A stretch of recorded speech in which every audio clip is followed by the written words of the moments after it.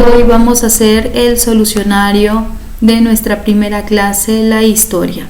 Y vamos a continuar explicando la importancia, ciencias auxiliares, etc. 1.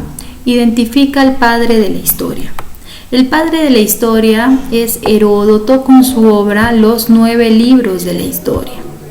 ¿Okay? Es un dato que no debemos de olvidar. 2. Selecciona cuál de los siguientes es una fuente escrita. A ver, los videos son una fuente audiovisual. Cerámicas, orfebrerías son una fuente material. Las canciones pueden ser fuentes orales. Entonces, los oficios serían una fuente escrita. 3. Son aquellas evidencias que permiten reconstruir. En este caso, reconstruir el pasado.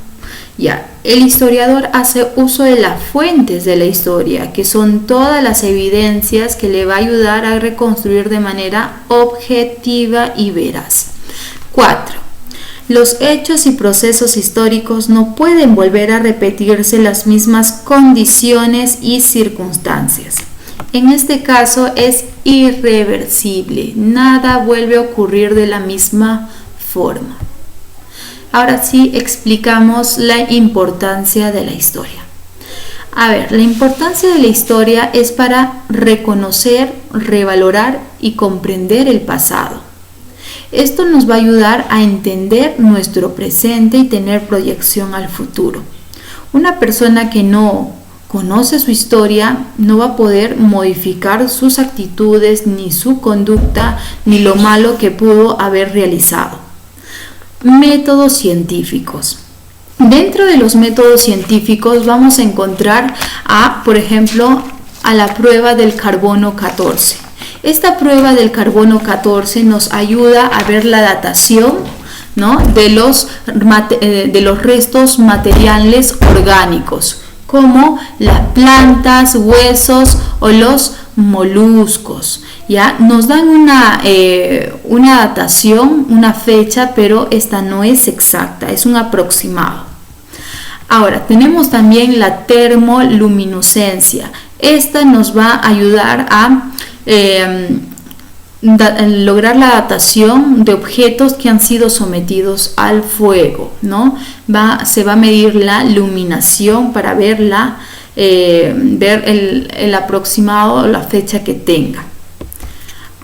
Ciencias auxiliares de la historia. La historia, chicos, no puede trabajar sola. Necesita de apoyo. En este caso, ese apoyo lo brindan las ciencias auxiliares, ¿no?, para que ésta pueda cumplir con su propósito.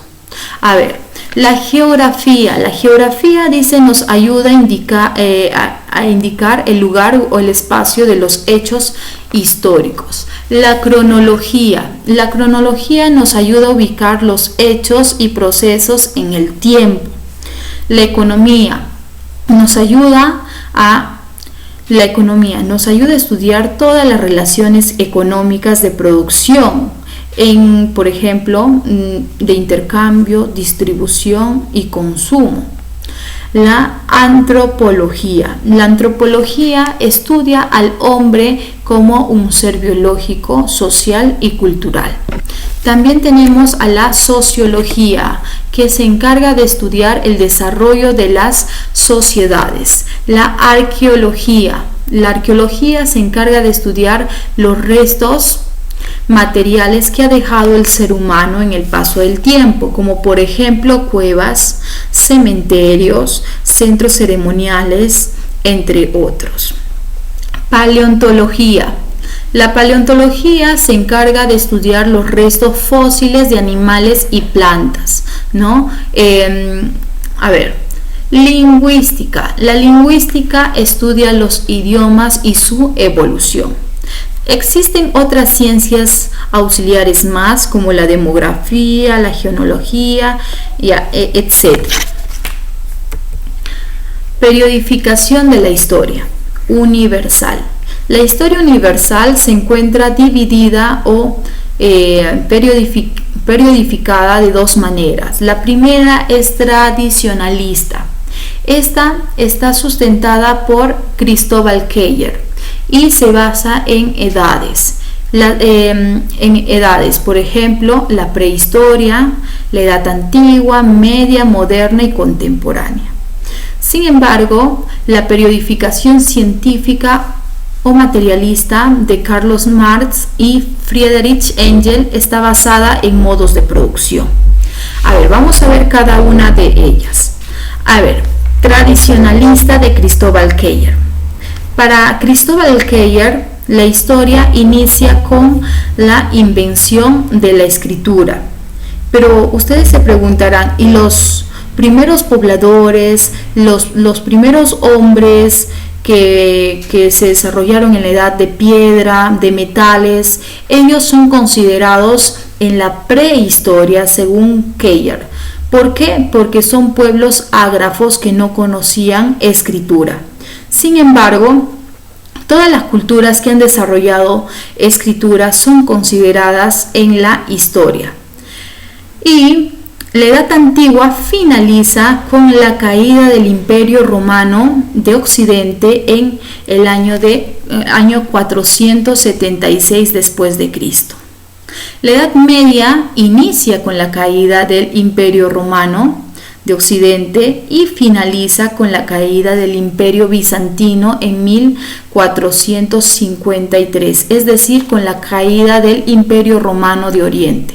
Otros historiadores consideran la toma de Constantinopla por los turcos otomanos en este hecho importante.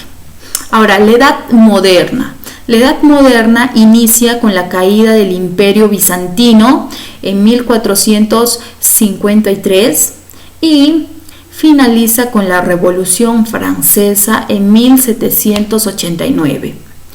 La Edad Contemporánea inicia desde la Revolución Francesa y es considerada hasta el día de hoy. Ahora, un dato importante es que la periodificación tradicionalista es cuestionada por ser eurocentrista, es decir, estar basada en la historia, ¿no?, de Europa. Generalmente todos estos hechos son generalmente que han ocurrido en el continente europeo. Ahora veamos la periodificación científica. A ver, en esta periodización científica o materialista de Karl Marx y Friedrich Engels vamos a encontrar como primera etapa al comunismo, el comunismo primitivo. En el comunismo primitivo vamos a ver de que los primeros hombres van a tener una economía de subsistencia, es decir, van a tener que adaptarse al medio hostil, a las condiciones climáticas que vivían y van a tener que trabajar en equipo. Es por ello que no existía la propiedad privada, sino la propiedad colectiva, porque todos trabajaban de manera igualitaria. Sin embargo, en el esclavismo vamos a ver de que surge la propiedad privada, ¿no? Por ejemplo, la persona que cazaba más, la persona que de repente se había especializado en algún tipo de función y era el más hábil y el más capaz, pues había logrado destacar dentro del grupo, y es por ello de que va a surgir la propiedad privada en los medios de producción. Eso quiere decir de que hay ricos y pobres en el esclavismo, y generalmente los ricos van a someter a los pobres y van a utilizar toda la fuerza de trabajo, incluso los van a maltratar y no van a pagarles, no les van a pagar, no les van a dar ningún tipo de salario, ¿ok? Porque ellos son los que dirigen el trabajo, como por ejemplo los egipcios. Los egipcios han sido una sociedad esclavista, ¿no? Donde los pobres se encargaban, pues, o los esclavos se encargaban de realizar los trabajos más pesados. Ahora, tercera etapa es el feudalismo. El feudalismo hace referencia a los dueños de las tierras, ¿no? En este caso, el señor feudal era el que ostentaba poder si es que tenía mayor cantidad de tierras, y el siervo era la persona encargada de trabajar para el señor feudal. En este caso el siervo no era un esclavo porque quizá no se le pagaba de manera monetaria, con dinero, pero el señor feudal le daba una parcela, le daba tierras para que ésta pueda trabajarlas y para su propio consumo. Entonces, el feudalismo está basado en las tendencias de tierras. El capitalismo. En el capitalismo vamos a poder observar de que surge el comercio y surge la moneda. Y los pequeños comerciantes, ¿no? Los pequeños comerciantes se van a ir empoderando a medida de que va pasando el tiempo, y a largo plazo los pequeños comerciantes o burgueses en la actualidad son los que tienen dominio de todos los medios de producción, ¿ya? Y el proletario, ¿no? El proletario es la persona humilde que alquila su fuerza de trabajo, ¿no? Para poder adquirir un salario, para que le paguen, ¿no? Por haber trabajado de repente en la empresa, etc. El comunismo. El comunismo dice que no se ha aplicado en la historia. Entonces, esta es la periodificación científica de Carlos Marx. Y pasamos a ver la periodificación de la historia del Perú.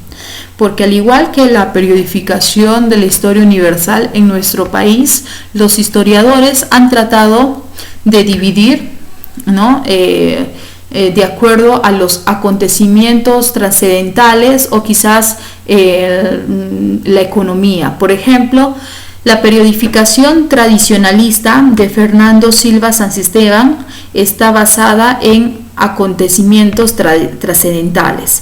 En el Perú, por ejemplo, lo divide en Perú antiguo, colonial, Perú republicano. En el Perú antiguo ustedes pueden darse cuenta de que se encuentran todas las culturas pre-incas y el imperio del Tahuantinsuyo. Y esta finaliza con la invasión española en 1532, dando inicio al Perú colonial.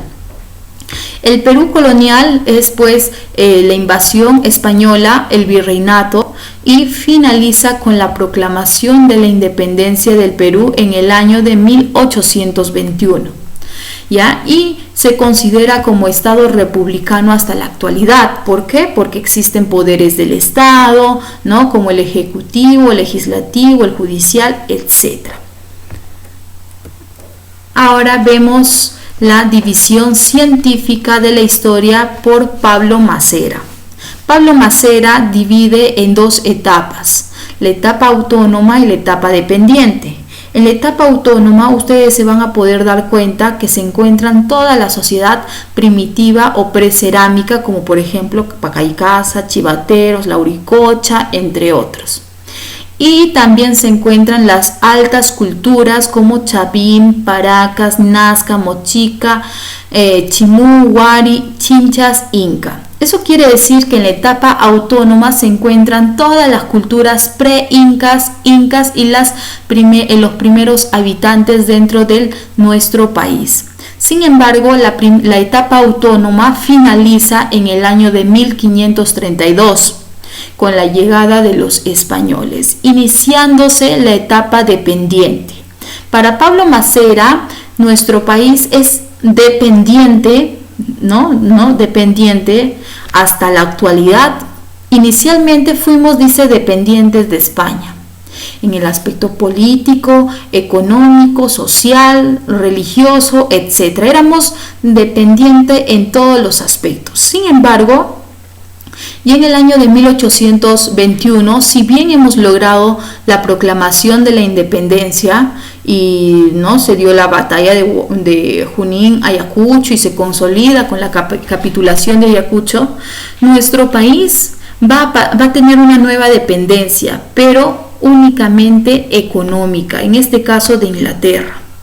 Y en la actualidad, según Pablo Massera, seguimos siendo un país dependiente, en este caso de Estados Unidos. ¿Por qué?